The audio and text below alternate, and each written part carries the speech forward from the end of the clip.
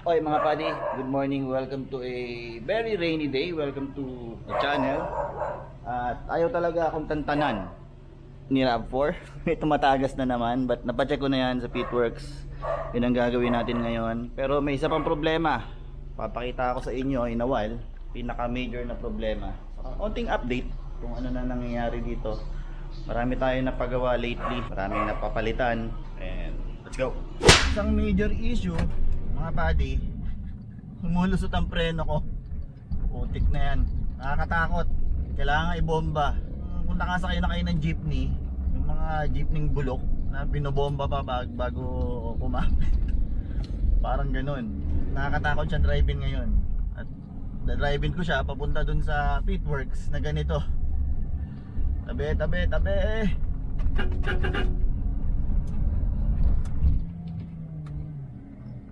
Bante pa.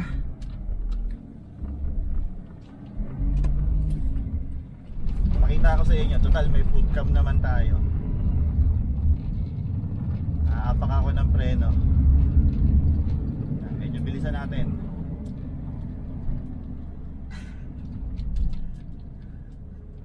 Kailangan ibomba. Naalala ko, sinabi ko pa naman sa last video ng RAV4, pwede na siyang ilayo. Di pa pala. Ganito talaga mag-alaga ng lumang auto. Pag gumawa ka ng lumang auto, kailangan i-test mo muna ng i-test. Masyado ako nagsasalita ng maaga. Hindi pa pala okay. May lumabas na problema. Naputukan ako ng radiator. Ayan. Wala ng preno. May preno pero nawawala-wala talaga siya. Parang jeepney. Lumulubog, lumulusot. Ganun na nangyayari. Kaya napaka-delikado. Tapos ayun nga, may tumagas, axle oil seal. Mamaya sa kalsada kaabutan, hindi laking problema nun. Kaya walang preno yan tanggala Bumabalik naman yung preno, pero iba yung lagi nandiyan dyan, diba? Confident na may preno. Kaya lately di ko rin ginagamit to si RAV4 pang tundo sa mga bata. Kasi baka ma-aksidente pa kami. Madalas siya pag mabagal, doon siya nawawala. Hindi ko maintindihan bakit ganoon. Pero nagpadala na ako ng pyesa sa Pitworks. Mga pyesang kailangan natin ngayon. Siguro brake master ang problema, hindi pa sigurado. Kaya wala na naman siya lalim Re-rely lang ako madalas ngayon sa engine braking. Saka dapat talaga wag tututok. Although bumabalik pero hindi siya nakaka-confident i-drive Yan, wala Kapaon na ako niyan. Pagdating sa Pitworks, doon ko papakita yung mga napalitan, mga nabago, mga naidagdag.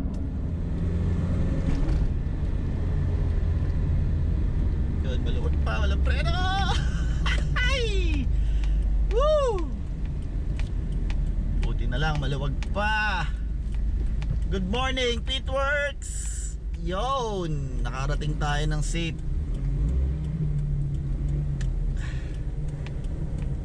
Yeah. Aga ni Christian,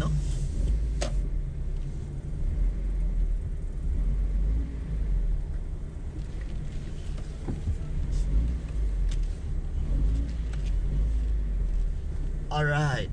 Dilim na dilim ka na ba sa halogen headlight mo? Mag-LED na. From low beam, fog light, high beam, signal lights. Meron tayo niyan sa aking Lazada store, Shopee store, at Marketplace. Meron din tayong interior lights, plate lights, at kung ano-ano pa. Kaya ano pang inaantay mo? I-click mo na yung link ng aking Lazada store, Shopee store, at Marketplace sa description ng video sa baba. Ito na yung mga nadagdag mga buddy.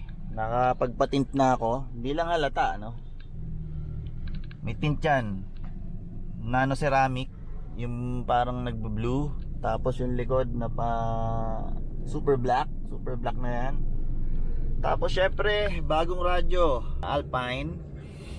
Meron na siyang Bluetooth. Kasi yung luma wala pang Bluetooth yun. Saka yung mga speakers niya hindi gumagana, busted na. Ng Bluetooth importante kasi may mic na. Pwede kang tumawag. Tapos syempre since 90s cars to, 90s style tweeters yung mounting, di ba? Nandiyan dyan. Yan, naka-mount dyan. Hindi ko mai-mount dito eh. Magkaiba sila ng dashboard eh. Oh. Magkaiba yung kanto. So, doon ko na lang nilagay sa may ano ng side mirror sa cover. Yan, 90s style. Ito yung tumatagas, yung axle oil seal na papasok sa transmission. Matrabaho rin yan. Kailangan kalasin yung axle. Yan, bubunutin tong buong yan. Nandiyan yung oil seal. Ayun yung nagmamapa sa garahe. Kaya matrabaho. Yeah. Ito very rare part na to. Ito yung axle oil seal. Part number. Sakaling may nakarapor dyan na nakanood.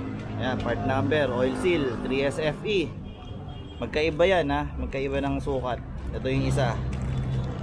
Purig Toyota rin. Ito bago-bago pa oh. Ganda ng bagong axle oil seal. Wow! Ito naman, gasket ng exhaust manifold. Kaya pala meron akong exhaust leak. Basag na yung isa. Diyan, sa taas. Doon, dun yun. Sa dalawang bilog na yun. Yung bilog. Diyan ko naririnig yung exhaust leak. Ito, pinagawa ko yan dun sa paggawaan ng exhaust. May tira kasi kung ganito sa bahay. Napagtripan ko lang. Pero pwede ko na may balik sa stock kung pangit. Pero yan, nagpagawa nga ako nitong stainless na to. Tapos nilagay ko to. Syempre, pati yung mga sensor, tinabutasan ko rin. Para kompleto. Tapos ito yung lead pipe.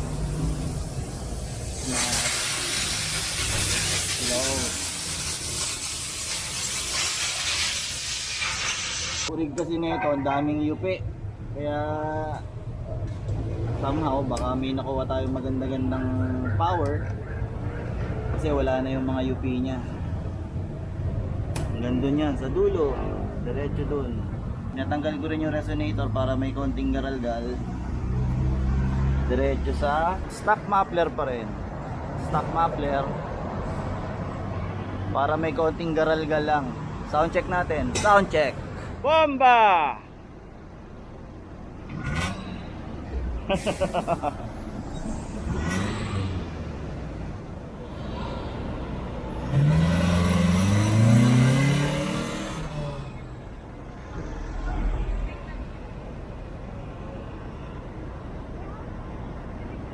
Panis. May dikit na lang oh. Malamang sa malamang wala talagang piyesa doon sa Tarlac sa pinanggalingan nito. Kaya puro para-paraan lang yung ginawa. Yung bagong owner nang inaabot ng problema. Buti na lang din hindi pa ako nakakalayo. Sabi ko sa last video ko nung RAV4, pwede nang ilayo eh. Kung saan tayo abutan, problema yun, papataw mo pa hanggang Manila. Lalo na yung radiator na pumutok. Buti na lang, sirit-sirit lang ang nangyari doon. Nadala ko pa dito. Palit buong radiator bago. Tapos pinalabramon ko na rin. Daming kalawang ng makina. Saka ako nilagyan ng kulan. Ito na lang. Saka yung preno. Hopefully. Master! Itong kailangan nating ipalit. Sana umayos na ano. Itong kailangan nating ipalit. Yan.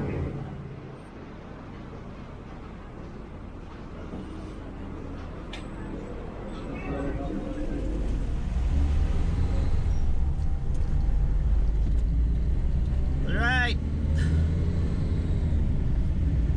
Sa wakas natapos din mga padi. And the brakes are fine.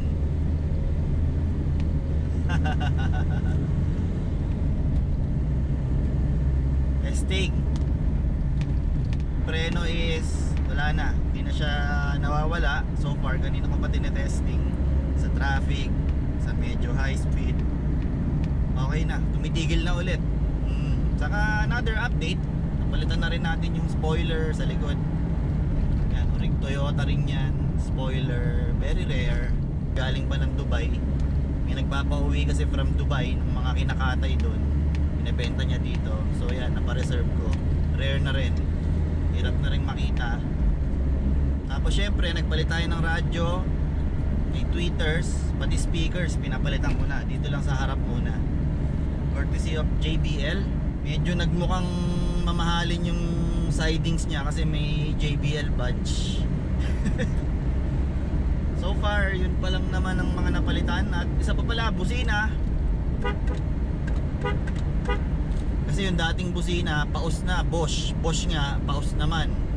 Saka nag-iisa, isang piraso lang. Kaya pinalitan ko na rin ng Denso. Denso siya na pot-pot. Okay naman so far. Malakas naman. Hopefully, may testing ko na siya ng malayuan. Try ko muna ng dikdikan, akyatan dito sa south. Bago ko siya dalhin sa north. Meron ako matinding mission sa north. Yung speedometer na ito hindi pa rin gumagana ng matino. May nag-comment yung RAV4 daw nila ganito rin, hindi rin daw accurate.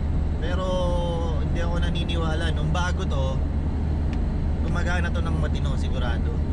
Nung bago. Tsaka sa Amerika, tumitingin ako ng mga video vlog. Okay naman yung speedometer ng RAV4 nila na ganitong model. Gumagana naman. Gahanap lang ako ng possible repair para maayos yan. Pero so far, medyo lumalapit-lapit na talaga sa katotohanan. At least lumabas na rin yung mga sakit na napaka-importante. Preno, pumutok yung radiator. Importante yung mga yun eh. So far, yun na yung mga napalitan. Radyo, speakers, tapos tint all over, full exhaust, diretso sa stock muffler. Tapos, yun nga, nagpagawa ako ng tubo ng filter para magamit ko yung nakatamba kong filter sa bahay. Saka busina, pot-pot. So far, okay naman. Tapos, ano pa ba? Ito, LED. Yeah, pinapalitan ko rin ng LED para medyo modern naman dito tignan, maliwanag. Pag kailangan natin ng ilaw, pag gusto nyo makita sa camera. Gising na naman yung sisiw ko. Minsan ganyan yan eh, iingay yung belt, minsan mawawala.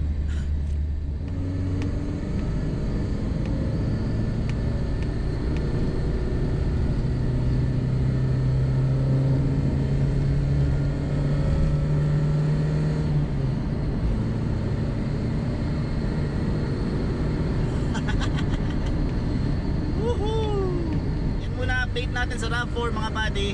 At I'll see you again on the next video. Maybe sana road trip na with the RAV4.